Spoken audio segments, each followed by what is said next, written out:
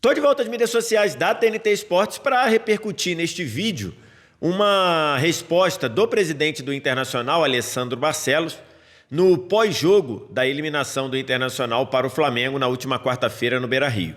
Você já faz tudo aquilo que você está acostumado a fazer aqui nas mídias sociais da TNT, curtir, compartilhar, se inscrever, deixar o like, deixar o gostei, porque é o que a gente vai falar aqui. Na última quarta-feira, o Flamengo derrotou o Internacional por 2-0, jogando no Beira-Rio, e assim conseguiu se classificar para as quartas de final da Libertadores com 2 vitórias sobre o Inter, 1-0 no Maracanã e 2-0 na capital gaúcha. No pós-jogo, depois que o jogo terminou, e como é muito comum lá no Rio Grande do Sul, com os clubes do Rio Grande do Sul, os dirigentes costumam falar, ou diretor de futebol, ou CEO, ou o próprio presidente, e o Alessandro Barcelos, presidente do Internacional, foi à zona mista para responder as perguntas lá da imprensa gaúcha e, entre outras coisas, ele quis tocar no ponto de diferença de receitas, diferença de investimentos entre o Flamengo e o Internacional. E na resposta dele, para mim, na minha visão, foi uma resposta bem rasa, foi uma resposta bem pouco produzida ou pouco pensada, pouco preparada e eu diria até irresponsável. Eu vou ler para vocês o que falou o Alessandro Barcelos no pós-jogo. Faz parte da função do dirigente vir aqui falar com vocês na vitória e na derrota. E algumas coisas ficariam o melhor tom se nós tivéssemos vencido o jogo, porque elas não podem servir de desculpas no momento em que o torcedor está sentindo tanto e nós estamos sentindo tanto. Mas é verdade que a gente precisa aprofundar um pouco mais esse tema do futebol brasileiro e as diferenças que se colocam. E aí ele continua. Um investimento nesta janela, falando do Flamengo, da ordem de 277 contra um investimento de 27. São 10 vezes mais. E aí ele está comparando o que o Flamengo investiu na janela do meio do ano e o que o Inter investiu na janela do meio do ano. E aí ele diz que são 10% de diferença, 270 10%, o do Inter é 10% do que o Flamengo gastou. O Flamengo investiu 277, o Inter 27. Se nós falarmos das últimas 4 janelas, foram 600 milhões de investimento do Flamengo. Estou falando em reais. Então, isto é um elemento novo no futebol brasileiro e nós precisamos entender e trabalhar com ele. É ruim falar isso neste momento porque isso não justifica. Pelo menos ele termina essa resposta falando que isso não justifica. E de um ponto de vista ele tem razão, realmente não justifica, por alguns motivos. Primeiro, diferença de investimento entre clubes no futebol brasileiro sempre existiu. Sempre existiu. Desde que o futebol brasileiro existe. Sempre tivemos diferenças entre clubes que em alguns períodos estão arrecadando mais, têm mais receita e ao ter mais receita tem times melhores e por aí vai. Isso sempre existiu. E isso existe inclusive na realidade do Internacional. O Internacional, quando joga o Campeonato Gaúcho, ele enfrenta times que têm muito menos receita, tem alguns 10% do orçamento do Internacional. Quando o Inter enfrenta alguns clubes da Copa do Brasil, ele também enfrenta times que têm 10, 20% do orçamento do Internacional. Isso faz parte. Dentro do próprio Campeonato Brasileiro, o Inter enfrenta times em que o Inter tem muito mais orçamento e muito mais recurso do que outros times. Então, isso faz parte da realidade do Grêmio. No Campeonato Gaúcho, o Grêmio tem muito mais orçamento, muito mais dinheiro do que todos os times, a exceção feita ao rival Grêmio, por óbvio. Então, assim, ele está trazendo ali uma coisa como sendo nova, sendo que isso não é novo. Isso, historicamente, sempre aconteceu. Inclusive, algumas vezes, envolvendo o próprio Internacional. Se você olhar no meio da década passada, quer dizer, na verdade, na primeira década deste século, o Internacional tinha um time muito melhor do que vários outros times do Brasil, e era assim mesmo.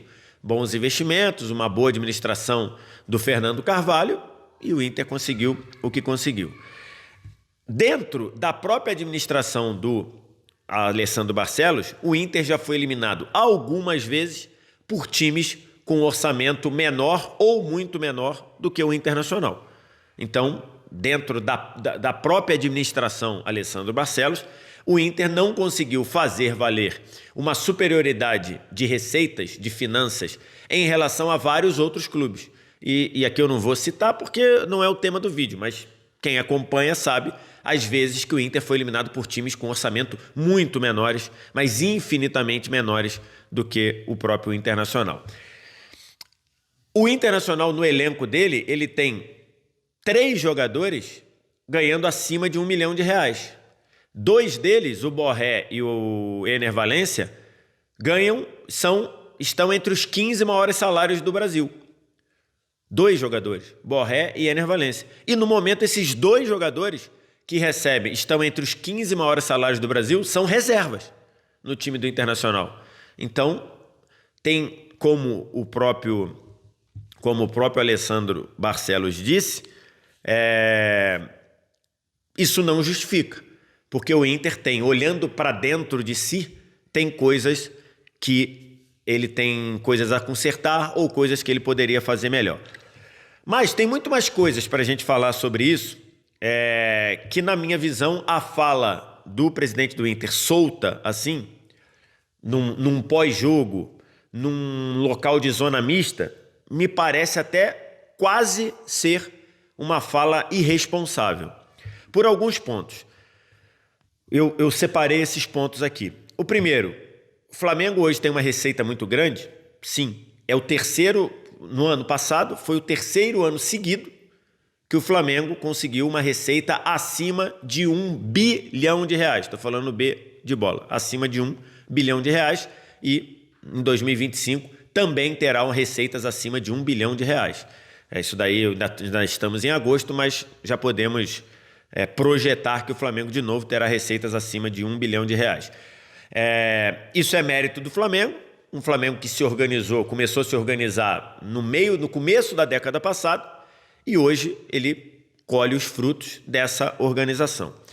Essas receitas são altas porque todas as linhas de receitas do Flamengo são altas. O Flamengo ganha muito dinheiro em todas as linhas de receitas que um clube de futebol tem. Bilheteria, muito alta. O Flamengo arrecada entre 2 e 3 milhões de reais praticamente em todos os jogos no Maracanã. Sócio-torcedor do Flamengo, apesar dele não ser o maior, está bem longe disso, inclusive perdendo para o próprio Inter, o maior em número de sócio-torcedores, a receita gerada por esse sócio-torcedor é uma das maiores do Brasil, se não for a maior. Então, o sócio-torcedor rende muito dinheiro. Patrocínio, o Flamengo ganha muito dinheiro de patrocínio. Acabou de assinar recentemente com um novo patrocinador master que multiplicou o que ele ganhava do patrocinador anterior em quase 150%.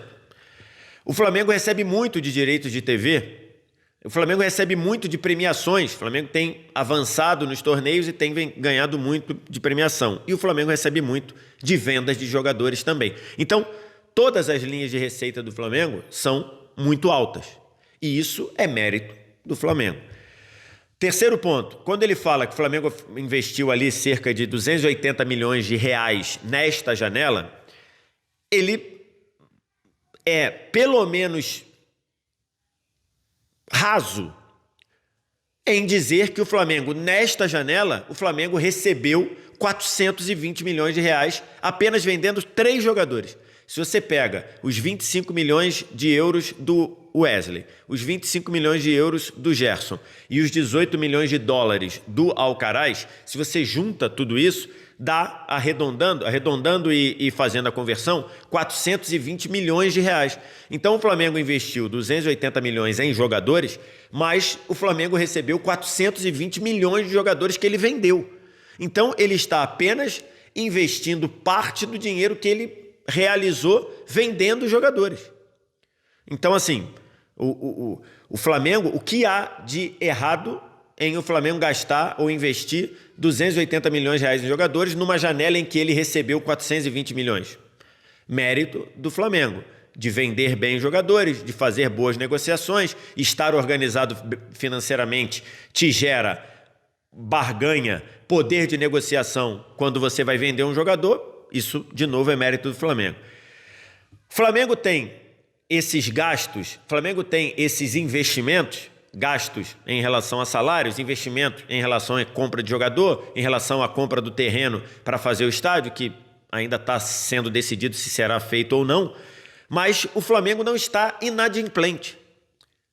O Flamengo não está deixando de pagar salários, não está deixando de pagar premiações, não está deixando de pagar fornecedor, não está deixando de pagar outros clubes. Então, o Flamengo faz esses investimentos sem estar inadimplente. E esse é um ponto que precisa ser batido. Inclusive com o próprio Internacional, que na eliminatória contra o Flamengo entrou em campo com um jogador que foi vendido pelo Flamengo e até hoje o Internacional não pagou.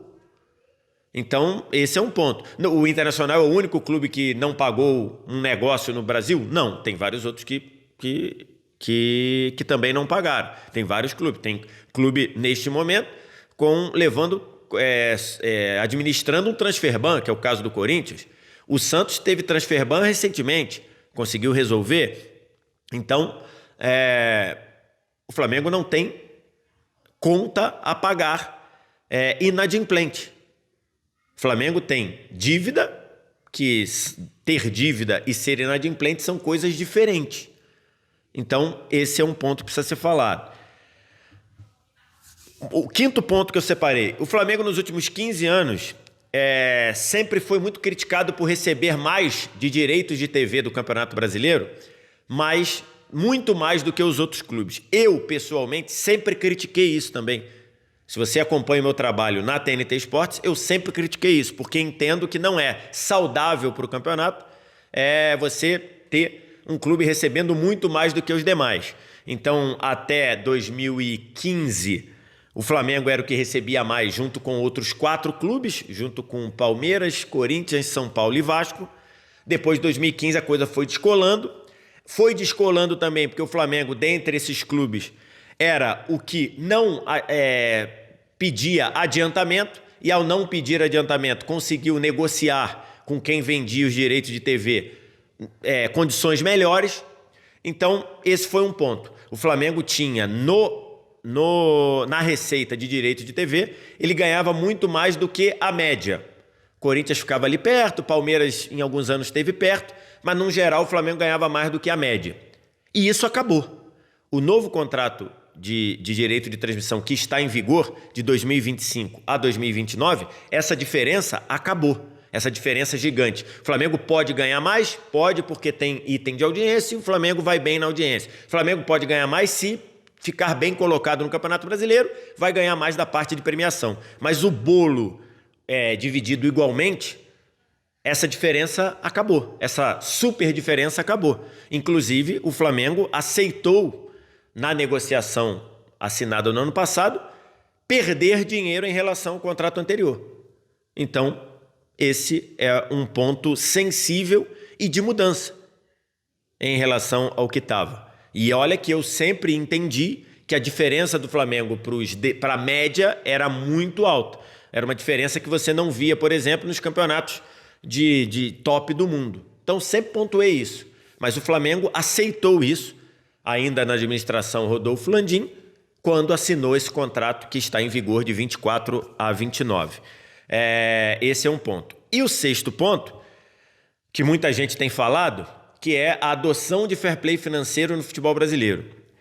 O Flamengo é um dos times do futebol brasileiro que, se adotarem o fair play financeiro, como parece que o presidente da CBF vai fazer, o Flamengo vai ter ganho, o Flamengo vai se beneficiar. Porque o fair play financeiro, ele não impede ninguém de investir. Ele impede de você investir o que você não tem. Ele impede de você gastar mais do que arrecada de forma consistente. Ele impede que você receba receitas que o seu clube não consegue gerar. Isso é o que faz o fair play financeiro. Então, se você considerar o momento que o Flamengo vive hoje, e não é só o Flamengo, o momento que o Palmeiras vive hoje, o momento que o Cuiabá vive hoje, o momento que, agora que ele está na segunda divisão, eu não sei, mas o momento que até 2 anos atrás o Atlético Paranaense vivia, o Fortaleza viveu até o ano passado, não sei como é que está esse ano. Então, assim, esses clubes, eles vão se beneficiar com o fair play financeiro. Porque clubes que hoje têm um time mais forte do que a condição financeira deles permite, esses clubes vão ter que segurar. Esses clubes vão ter que ter um time de acordo com o que eles podem pagar. Então, o fair play financeiro no Brasil, ele vai só ajudar o Flamengo. Então, considerando esses 5 pontos, para mim fica parecendo que o discurso que o Alessandro Barcelos fez foi apenas a frustração de um presidente que é muito cobrado, e tem que ser mesmo, porque o Internacional é um gigante, e que não consegue entregar em resultado. Me pareceu mais uma frustração do que, de fato, ele está preparado, ele está com profundidade para debater esse tema. Porque ele jogou uma coisa no ar. Ele diz que não quer justificar a eliminação, mas a percepção é que sim, que ele está fazendo isso para justificar, e me parece um discurso quase irresponsável quando ele trata esse tema sem a profundidade que o tema merece. Quero te ouvir. O que você acha? Diz aqui embaixo nos comentários e faz tudo aquilo que você está acostumado a fazer aqui nas mídias sociais da TNT, curtir, compartilhar, se inscrever, deixar o like, deixar o gostei, seguir, porque o engajamento é muito importante para a gente. A qualquer momento a gente volta. Um abraço. Tchau.